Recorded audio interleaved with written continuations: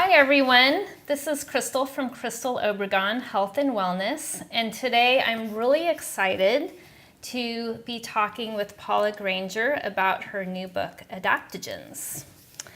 So Paula has been practicing herbal medicine since 2004 when she graduated from the University of Westminster in London.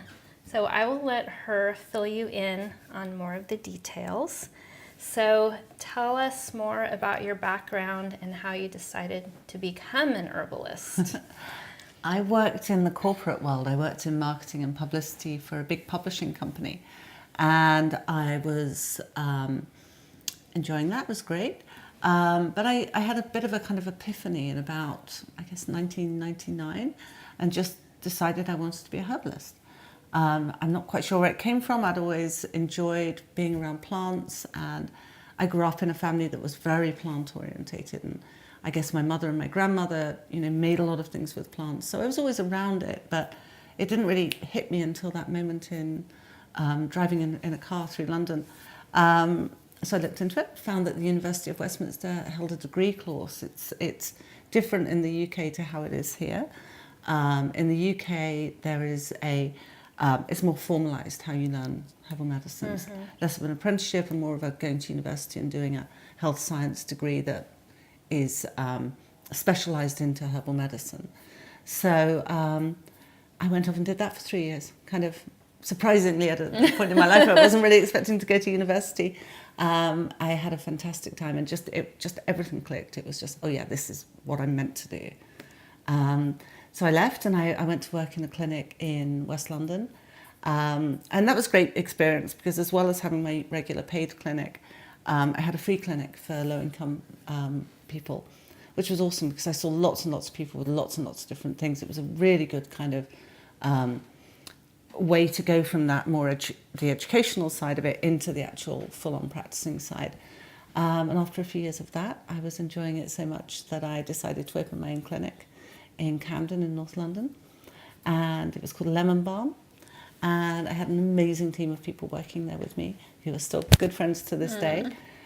Fantastic time there with not just myself, but a group of other herbalists worked with me. We had probably the biggest open to the public herbal dispensary in London. It was a big dispensary, and we had a kind of over-the-counter service. It was a lot of fun. And I stayed there until the point in 2010 when my husband, my son and I were on vacation in California. Stopped for 2 days in Santa Cruz. There was a volcano blowing up in Iceland, and we got stuck for 2 weeks. And we fell madly in love with Santa Cruz and decided, okay, we're moving to Santa Cruz. So I went back and closed up my clinic. But I still work with a lot of people in the UK, which is great. Mm-hmm. I love that. But obviously I work here as well now. Yeah. I have a lot of readers from the UK. You do? So, fantastic. Yes, probably about half. Hi, UK people. Yes. So can you tell us about Adaptogens, which I want to show your book. I'll give details about how to get a copy later. And so can you tell us about Adaptogens and how they fit in with being an herbalist or herbalism? Sure. There's a number of different actions. Very few herbs, or herbs as everybody says here, have only one action. Mm-hmm. A lot of them have a number of different actions, and a lot of them would be very familiar because in Western herbal medicine, and the idea of the adaptogen does come from Western herbal medicine. I'm a Western medical herbalist, mm-hmm. rather than from the Chinese tradition or the Ayurvedic Indian tradition or whatever. So a lot of those terms would be quite familiar, like anti-inflammatory or mm-hmm. antioxidant or anodyne, painkiller, or a sedative, for example. But there are a couple which have this sort of words applied to them which only herbalists use, mm-hmm. and which until recently really weren't very well known outside of our professional world. And I guess the best known of those is adaptogens. So the term adaptogen itself was coined back in the 1940s in Russia, which presumably wasn't the word adaptogen, it was whatever that is in Russian. Right. But the concept was coined back then for these particular herbs, and herbs which had a very long tradition of ancient use, which had this ability to help the body deal with stress. We know that when we're stressed, when we're having a fight or flight reaction, things happen to our body. It's a physiological process. Our pupils dilate, our blood pressure goes up, we have our heart beats faster, we start to sweat. All those things that we all know happen when you are going through the fight or flight reaction. And that is awesome. If you're facing off a saber-toothed tiger in a cave, then that's exactly what you want. Right. But in our modern world, stress comes and then it stays. It could be financial stress, family stress, relationship stress, whatever it is. And we get it day in, day out, day in, day out. And our bodies are not designed to be dealing with this level of physiological stress reaction all the time. And so that's one of the reasons people get sick. Of course, there are other reasons too, but that eventually does things like reduce your immune system. The immune system works best when you're not in a state of stress, because if you're facing off that saber-toothed tiger, who cares if you get a cold? You know, that is not that is the least of your problems at that particular moment. Right. So the stress reaction is designed to be used for a short period of time. Now, what the adaptogenic herbs do is they help your body to deal with the effects of stress. Okay. And in doing so, they increase your immunity. They also tend to help improve stamina. I've talked about 20 different adaptogens here, and there are herbalists who would say, not sure there are 20 adaptogens. So I've looked at some herbs which have adaptogenic qualities, but some of the pure adaptogens, things like ginseng, is probably the best known. And it's been used in China and throughout the Far East since who knows how long, millennia probably, for exactly these abilities to do this. Things like rhodiola, which is a Siberian herb and was used by people in Siberia when they went on hunting expeditions, because okay, that's not the kind of stress we have, but it's physical stress and emotional stress if you're off in a cold, inhospitable, dangerous environment. And again, it would give them greater stamina and greater ability to resist disease and resist infection. Right. So it's a bit of a long answer, but yeah. I hope that gives you an idea. Yes. Herbalists can talk about adaptogens for hours. And what is your personal experience with adaptogens? I've been using them professionally ever since I started practicing herbal medicine. And as I say, most herbs have more than one action. So often you're looking for herbs which have a number of actions that are appropriate to the person you're working with.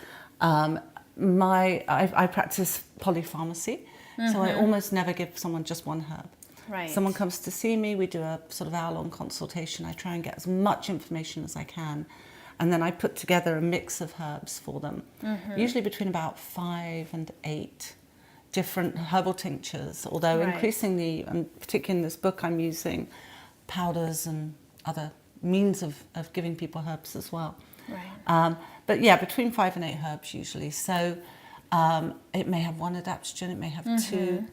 Particularly when I was working in London, where you know, stress levels are quite high in a big city like that. You know, everybody who came to see me would have just got off the tube or off a bus or whatever and be stressed because they were going to be late, or trying to park in crazy parking situation in London. So I used a lot of adaptogens there. But here too, you know, adaptogens are such an important part of my materia medica, as we say, you know, the herbs that we use. And also they have certain qualities that may be applicable to certain people. So for example, if someone's got chronic fatigue syndrome, then something like ashwagandha is really nice because it's very nourishing. Shatavari is a big favourite herb of mine, and that's one of my favourites. Isn't it fantastic? You know, it's an adaptogen which is actually from the Ayurvedic tradition. It's Indian. Me too. I mean, I think for a lot of women of our kind of generation, it's really, really helpful. It's got such a good ability to balance hormones, you know, and it's nourishing and moistening. In India, they say it really brings you down to earth, really helps you connect with that kind of female energy. It's such a female herb. And then something like Panax ginseng is quite, you know, masculine. It's very, it's quite punchy. It's quite stimulant as well. Ginseng. Right. You know, you wouldn't want to take it right before bed. Well, sometimes you might. Yeah. Not on a day-to-day basis. No. I adore Shatavari and I use it a lot. With Ania, which is, I've always got two words in my head because I was trained to work in the Latin or botanical name. So I write and do everything in my head botanically, and then I have to translate to the common. So ashwagandha is, for example, I see a lot of people with thyroid issues. Right. And it helps to support an underactive thyroid. So obviously you don't use it if it's overactive, but for people who've got an underactive thyroid, it can be very, very helpful. Right. I use rhodiola a certain amount, but again, it's getting the right herb. And what I've tried to do with the book, you know, if you've got a serious illness, you should always go and consult a professional herbalist because, or if you're taking medication or whatever. But the reality of the world is people want to try herbs for themselves, and sometimes that is a really good way of them getting into using herbs, and maybe they'll need to see a herbalist, maybe they won't. But in this book, because people are excited, I think the whole idea of adaptogens has become quite popular recently. Yes. And people see all these products that have adaptogens in, and they think, great, I'll just take adaptogens. And what I tried to do with this book was say, okay, here's 20 adaptogens, and here's you. Here's information that you can use to help you choose which ones are right for you. So like rhodiola, for example, is quite heating and quite drying. Right. So if you're someone who is a menopausal woman who's getting a lot of hot sweats and her skin is getting very dry, probably not a great choice. Right. Likewise, there's the Schizandra, which is 5-flavor fruit, it's sometimes known as well. Schizandra is a fantastic herb, but it's quite heating and it's quite stimulant actually. So for someone who's quite zippy, it's probably not such a good herb. Right. Trying to match. It's always about trying to match the people and the herbs. Right. And get that right combination. Yes. Do you have any other favorites for general women's health? That are adaptogens? It depends on the woman, you know. It really does. So I mentioned ashwagandha. That's a really nice one for people when they're quite anxious and strung out because it is nourishing, and it's one of the few adaptogens that is actually quite calming. I like Eleuthero. I use that quite a lot with people who need more energy, need more stamina, need more. It's great for things like jet lag as well. So there are some women who that really works well with. Right. What else do I use? Hawthorn. I mean, is a fantastic herb. In terms of hormonal herbs, well, and in terms of sex hormones, it's all linked. So you can end up getting very complicated about this because when you're stressed, that's affecting the parts of the brain that actually control your sexual endocrine organs as well. Right. So you know, it's all a feedback loop. It's all kind of going back and forth and round and upside down. Yeah. And how about chronic inflammation? That's one of my main focuses, is chronic inflammation. Do you have some favorites that tend to address that more than others? Yeah, for sure. I guess probably the best known would be turmeric, and I talk quite a lot about turmeric in this book. And it's not a herb. Some people would say, "You sure that's an adaptogen?" I look at what it does, and I think, yeah, actually, I feel I can make a case for this. Right. It helps mitigate the effects of stress. It's a really powerful anti-inflammatory, and I use it a lot.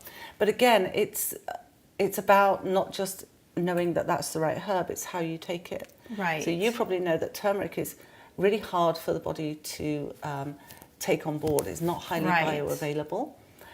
So if you look at how it's taken traditionally in India, it's normally taken with pepper, either black pepper or piper longum, which is another pepper, which is often combined together into a combination called tricatu or tricatu. And also it's taken with fats. When you take turmeric with fats, you absorb it much more effectively into the bloodstream and into the body. So things like golden milk, you know, are a great version of that. I actually import capsules from a colleague who makes them in the UK, which have got quite a lot of turmeric, and then they've got frankincense and trichotillue, and I find that to be really, really effective.